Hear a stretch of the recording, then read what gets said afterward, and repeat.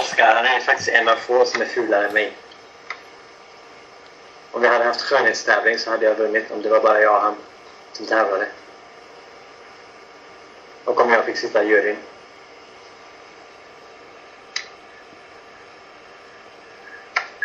Oskar.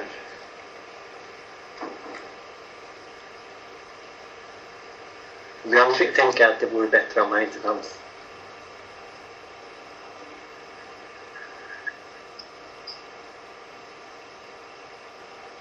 Han gör konstiga ljud när han sover.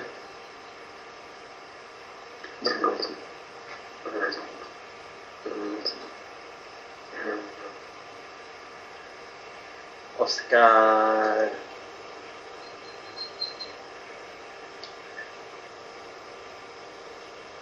Jag vet inte om det finns så mycket att säga om honom.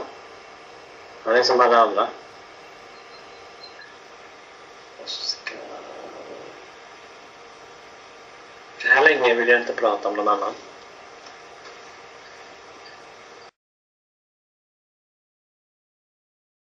Men det är en komplicerad fråga.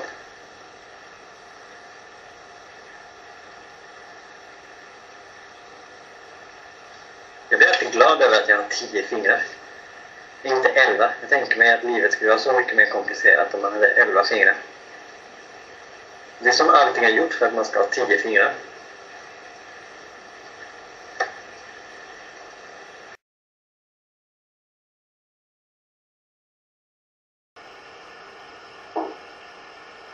Jag är dålig på att berätta om böcker. Jag kan inte berätta om min heller. Vad är det här för något? Gå och göm dig. Berätta om din egen bok. Jag tänker inte vara en säljmaskin för 2 böcker. Fan, det är tråkigt nog för att vara säljmaskin för en. Ja, Sami, var intressant hela tiden så att din bok säljer. Fuck you. Jag tänker vara mig själv. No sales. Varför måste jag tvinga folk att läsa en bok? De får väl läsa den om de vill.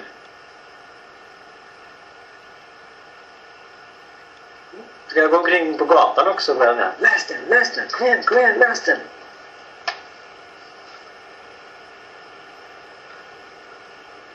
Som en försäljare. Böcker är tråkiga, varför ska man... De kan vänta tills filmen kommer. Och om det inte kommer som film så är det inte värt att läsa den. Jag har svårt att tro att Oscars bok kommer ut som film.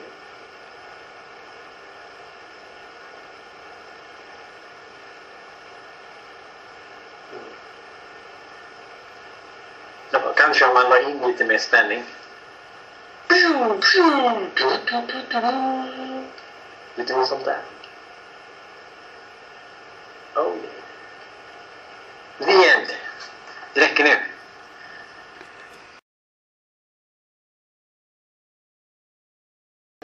Hej Sara, var är jag? Har du undrat? Har du saknat mig? Nu skriver jag ett jättelångt brev. Som håller på jättelänge. Fast om det hade varit en bok så hade det varit jättekort. Så vi kallar den ett brev.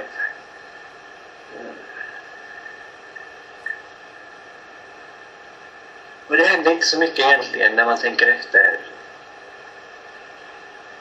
Och det handlar ganska mycket om hur jag skrev en annan bok. Så läs den inte om ni inte vill.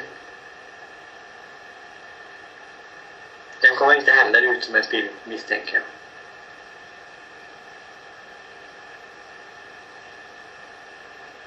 Jag vet inte varför jag skrev.